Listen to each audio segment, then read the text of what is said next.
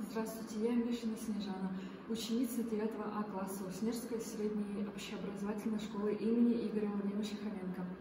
Тема моей работы – анализ концепта сердца в английском, бурятском и якутском языках. Актуальность проекта. В современном мире новых технологий и глобализации увеличился процесс интерес и возможности к быстрому общению между представителей разных национальностей, что особенно обострило проблемы недопонимания неизбежного при таком культурном диалоге, вызванного разностью мышления в разных культурах. Мы решили озаботиться этим вопросом и узнать, действительно ли эти различия так сильны, изучив слово «сердце» и «печень» в разных языках. В практической части моей работы я провела ряд исследований. Бурятское слово «соматизм» «эльген» переводится как «печень». «Эльген» является концептуальным словом, и потому что отражает менталитет и сознание бурят как этническое общество с своей культурой и самобытностью. Бурятское слово «зурген» переводится как «сердце». Оно также является концептуальным словом и отражает менталитет и сознание бурят как этническое общество с своей культурой и самобытностью. Якутское слово «соматизм» «бэр» переводится как «печень». Оно также является концептуальным словом и отражает чувства и сознание якутов.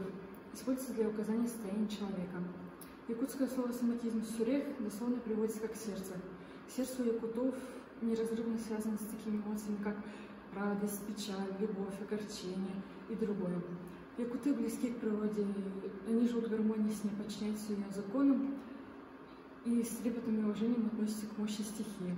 В якутском языке слово «сюрех» довольно часто можно встретить в стихотворениях, песнях, посвященных материам любви и природе.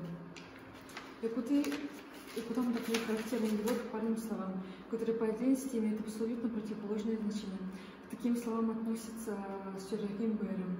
На английский язык можно будет привести печень не как ливы, а как ладони или же сердце. Слово «сердце» можно встретить в таких выражениях, как «the deepest recesses of my heart» – глубинные уголки моей души. «With all my heart I wish you» – от всего сердца желаю тебе. Слово «хат» практически встречается повсеместно. Мы решили это доказать на примере песен, стихотворений и романов. Например, известная Сими Деми Ловато «Хат Атек» – «Сердечный приступ», стихотворение Роберта Бенсона «My Heart in the Highlands» – «Мое сердце в горах». И, подводя итог, мы можем сказать, что различия в языках не столь велики. И более того, в некоторых частных примерах и вовсе ничтожны, что позволяет утверждать, что мысли людей во всех уголках земного шара схожи, что помогает по-новому взглянуть на межкультурный диалог и, наконец, отвлечься от идеи национализма.